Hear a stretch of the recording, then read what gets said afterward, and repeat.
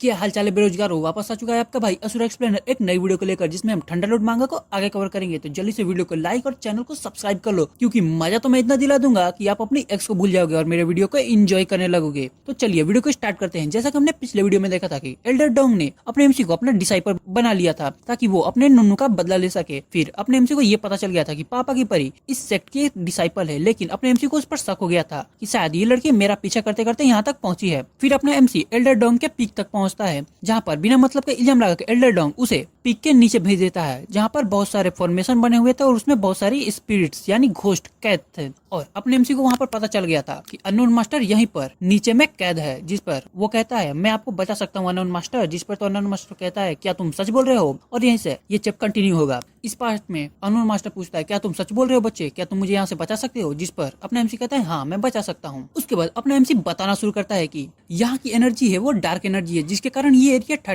ठंडा है, जिसके कारण यहाँ पर बहुत सारे घोस्ट स्पेल वर्क कर पा रहे हैं। और ऊपर की एनर्जी वो लाइट एनर्जी है यानी पॉजिटिव एनर्जी। जरूर यहाँ पर नीचे में कोई फॉर्मेशन लगी हुई है, जिसके कारण यहाँ पर इतनी सारी नेगेटिव एनर्जी जमा है। जो सब बात सुनकर अननोन मास्टर तो बहुत ज्यादा खुश हो जाते हैं और कहते हैं तुम्हें तो बहुत सारी चीजें पता है बच्चे, लेकिन इतना काफी नहीं होगा। जिस पर अपना एमसी बताते हुए कहता है ये सब जो बीस्ट हैं ये सब भी मुझे फॉर्मेशन के पार्ट्स लग रहे हैं जो यहाँ पर बिछाई गई है, शायद उसे प्रोटेक्ट करने के लिए या फिर उसे एनर्जी प्रोवाइड करने के लिए। वो बताता है कि वैसे भी अननोन मास्टर आपके तो बहुत सारे दुश्मन होंगे जो आपको आजाद होते हुए नहीं देख पाएंगे, और आपके पीछे तो बहुत सारे लोग हैं जो आपका बुरा चाहते हैं, और इस सब काम में जरूर बहुत बड़े बड़े लोग शामिल होंगे। फिर अपना एमसी बताता है कि जो लोहे की चेन्स है वो भी इस फॉर्मेशन का एक पार्ट लगती है मुझे। फिर वो एक जगह बैठते हुए और सोचते हुए कहता है और मुझे ऐसा लगता है कि वो सारी की सारी चेन्स सेक्ट मास्टर के पीक से कनेक्टेड है। अब सेक्ट मास्टर की बात सुनकर हम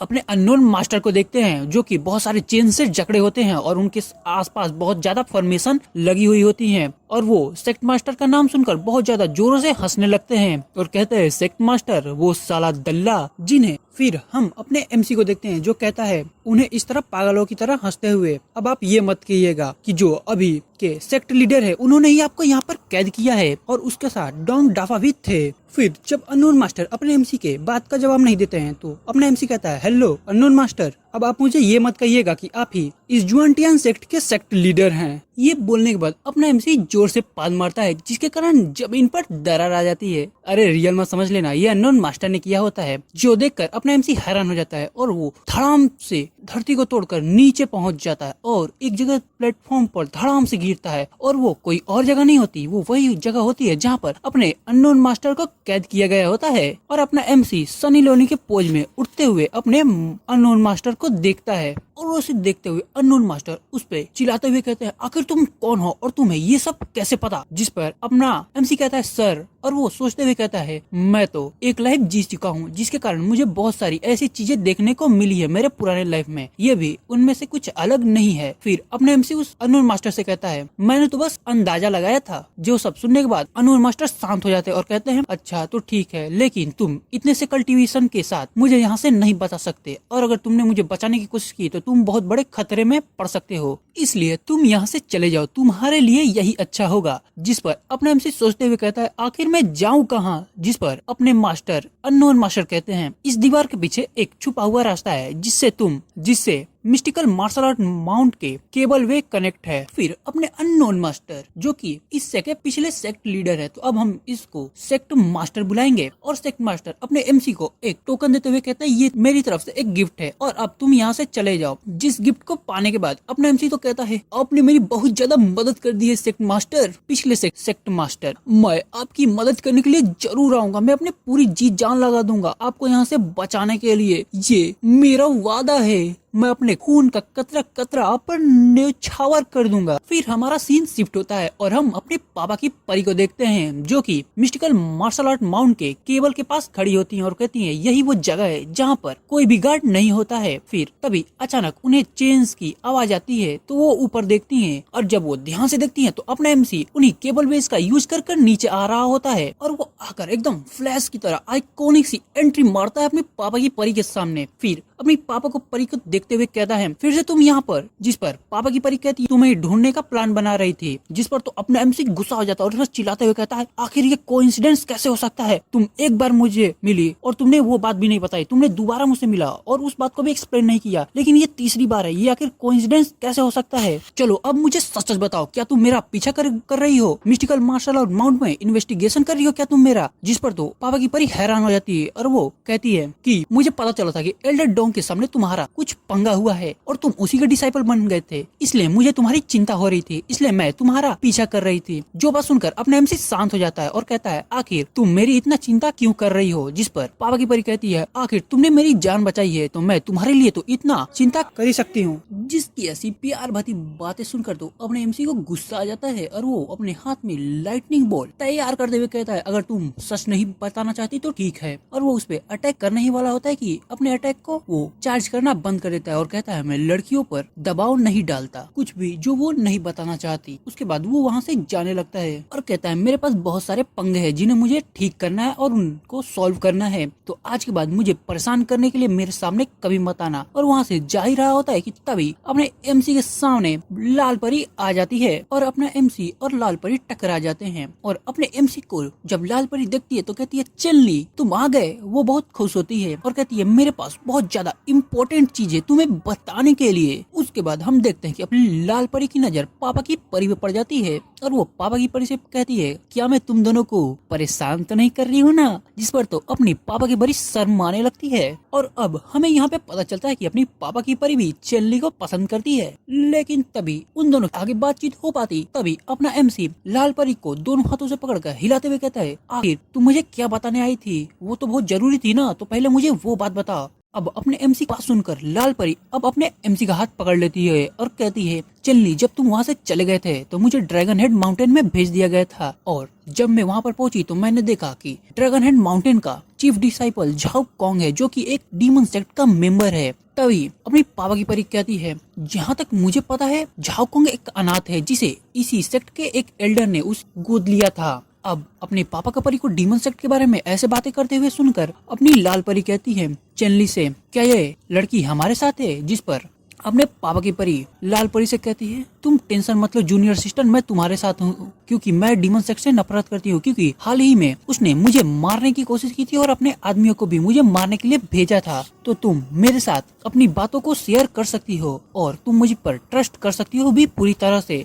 जिस पर तो अपनी पापा की परी मान जाती है और कहती है, मैं तुम पर ट्रस्ट करती हूँ। फिर अपनी लाल परी बताना शुरू करती है और हम कुछ समय पहले का सीन देखते हैं जहाँ पर अपनी लाल परी एक माउंटेन के चोटी पर खड़ी होती है। तभी उसे पीछे कुछ आवाज सुनाई देता है तो वो पीछे मुड़कर कहती है, कौन है वहाँ पर? तभी वहाँ से वही डीमन सेक्ट का मेंबर झाओ कॉन्ग आता है, जिसे देखकर अपनी लाल परी कहती है, सीनियर ब्रदर आप यहाँ कैसे? जिस पर झाओ कॉन्ग कहता है, इतनी रात हो गई है और तुम यहाँ पर क्या कर रही हो? जिस पर अपनी लाल परी कहती है, आज मेरा पहला दिन था और मेरे लिए ये आसान नहीं था और मुझे नींद भी नहीं आ रही थी, इसलिए मैं यहाँ पर टहलने के लिए आई थी। तभी झाओ कॉन्ग बताना शुरू करता है कि तुम ग्रीनसन टाउन से हो ना? वैसे तो वो यहाँ से बहुत ज्यादा दूर है, लेकिन वो काफी ज्यादा खूबसूरत भी है। जिस पर लाल परी कहती है, क्या तुम कभी ग्रीनसन टाउन आए हो? जिस पर झाओ कॉन्ग कहता है, हाँ, जब मैं जवान था तब मैं अपने मास्टर के साथ ट्रेवल पे निकला था, तब मैं ग्रीनसन टाउन गया था। जिस पर अपनी लाल परी कहती है, ओ तो ऐसी बात है। तभी अपनी लाल परी झाओ कॉन्ग को देखते हुए कहती है, मुझे ये बंदा देखा देखा सा लगता है। और तभी वो कहती है, अच्छा तो ये वो है। फिर अपनी लाल परी बताना शुरू करती है कि जब तेनजुकिन ने डीमन सेक्ट के साथ मिलकर अपने ग्रीनसन टाउन पे हमला किया था और चारों तरफ तबाही मच गई थी, तब एक बंदा ऐसा था जिसके सामने सारे के सारे डीमन सेक्ट के मेंबर्स नील कर रहे होते हैं और उसे जूनियर वुल्फ किंग कह रहे होते हैं। तब मुझे समझ में आया था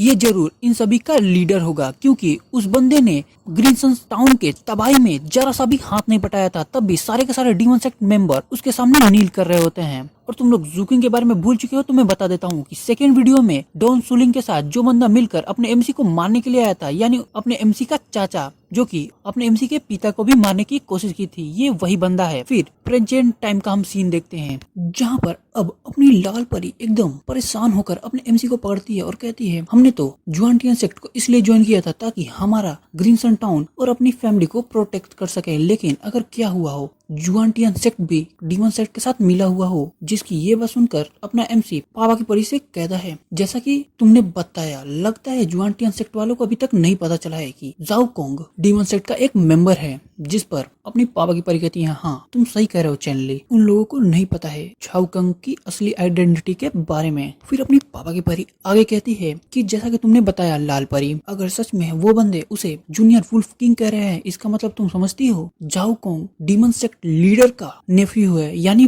भांजा है, और उसके पास इतनी ज्यादा अथॉरिटी है कि वो किसी भी टाउन को आराम से बर्बाद कर सकता है। और वो कई पिछले सालों से बहुत सारे टाउन्स को बर्बाद करते हुए आ रहा है। जो सब बातें सुनकर तो अपनी लाल परी एकदम हैरान हो जाती है, जिसे अपना एमसी कहता है, लाल परी तुम शांत हो जाओ, टेंशन मत लो, हम लोग जो होगा देख लेंगे। फिर अपना एमसी कहता है, जैसा कि तुमने बताया कि वो डीमन सेक्ट लीडर का नेफ्यू है, इसका मतलब कि वो यहाँ पे अंडर कवर रह रहा है। इसका मतलब यहाँ पे दो पॉसिबिलिटी बनती है, या तो कोई सेक्ट का एल्डर ही डीमन सेक्ट के साथ मिला हुआ है, या फिर पूरा का पूरा जुआनटियन सेक्ट ही डीमन सेक्ट के साथ मिला हुआ है। और वो आगे कहता है, फिर अपना एमसी आगे कहता है कि जैसा कि तुमने बताया, तो जाओ कोंग या फिर जो लोग इस सेक्ट में उससे मिले हुए हैं, वो लोग हमारे ग्रीन सन टाउन को टारगेट नहीं करेंगे, क्योंकि हमारा ग्रीन सन टाउन एक छोटा सा टाउन है जिसे टारगेट करने से उन्हें कोई फायदा भी नहीं होगा। फिर वो अपने पापा की परी की ओर देखते हुए कहता है, जैसा कि तुमने आज यहाँ पर जो सब बातें सुनी है वो किसी को मत बताना, क्योंकि मैं नहीं चाहता कि हमारे दुश्मन अलर्ट हो जाए, और चाहे कुछ भी हो जाए, ये सब बातें जो आपने यहाँ पर सुना ये किसी को भी पता नहीं चलना चाहिए। जिस पर अपनी पापा की परी कहती है, हाँ मैं इस बात का ध्यान रखूंगी। फिर अपना एमसी क्विंगरान को यानी लाल परी को किसी छोटे बच्चे की तरह हाथ पकड़ के खींचने लगता है, जिस पर अपनी लाल परी कहती है, हे रुको। जिस पर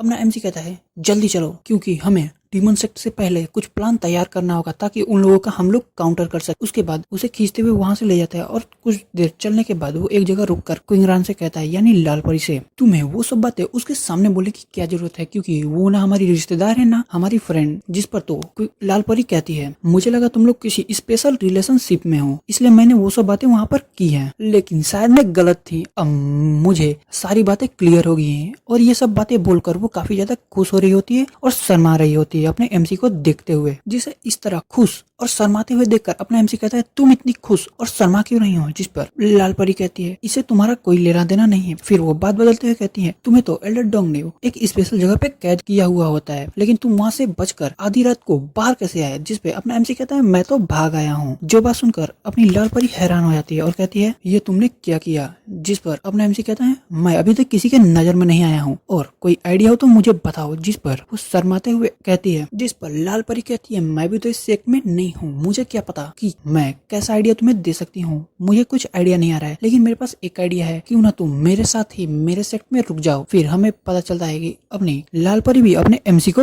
पसंद करती है। फिर वो छोटी गुंडे के अवतार में आते हुए कहती है, लेकिन एक बात का ध्यान रखना, तुम मेरा फायदा उठाने की कोशिश भी मत करना, नहीं तो मैं तुम्हारे अंडे फोड़ दूंगी और तुम्हारे सारे के सारे दांत तोड़ दूंगी। फिर सीन शिफ्ट होता है और हम एक जगह का सीन देखते हैं, जहाँ पर पहुंचने के बाद अपनी लाल परी कहती है, ये सिर्फ एक अकेला रास्ता है जिसकी मदद से हम ड्रैगन हेड माउंटेन पर पहुंच सकते हैं। वो अपने एमसी को आगे बताती है कि बहुत सालों पहले ही सारे के सारे चेन वालों रास्तों को बंद कर दिया गया है, और अब सिर्फ टेलीपोर्टेशन एरे का इस्तेमाल होता है एक पिक से दूसरे पिक में टेलीपोर्ट या फिर पहुंचने के लिए। जो सब बातें सुनकर तो अपने एमसी कहता है, तो ये बात है, साला एल्डर डोंग ने तो मेरे साथ बहुत बड़ा ही धोखा किया था मेरी फील्डिंग सेट करने के लिए। फिर अपनी लाल परी एक टोकन निकालते हुए कहती है, मुझे नहीं पता कि मैं इस टोकन के साथ किसी और बंदे को अपने साथ टेलीपोर्ट कर सकती हूँ या फिर नहीं, आज मैं चेक कर ही लूंगी, चलो। फिर वो दोनों उस टेलीपोर्टेशन एरे की तरफ बढ़ने लगते हैं, लेकिन तभी अचानक उस टेलीपोर्टेशन एरे से एक लाइट निकलती है और वो अपने एमसी के पास चली जाती है और उसे पूरी तरह घेर कर अपनी तरफ खींचने लगती है। तभी अपनी लाल परी कहती है, चलनी ये सब क्या हो रहा है। जिस पर चलनी कहता है, मुझे नहीं पता। फिर अपनी पापा की परी यानी लाल परी अपने एमसी को पकड़ने की कोशिश करती है, लेकिन वो नहीं पकड़ पाती। फिर अपना एमसी उस एरे में जाके गायब हो जाता है और यहीं पे ये एपिसोड खत्म हो जाता है। तो कैसी लगी आपको वीडियो, जल्दी से एक कमेंट कीजिए और इस वीडियो को लाइक कर दीजिए, ताकि मैं ये देख सकूंगा कितने लोगों को ये वीडियो अच्छी लगी है। तो मिलते हैं अगले वीडियो में, बाय बाय।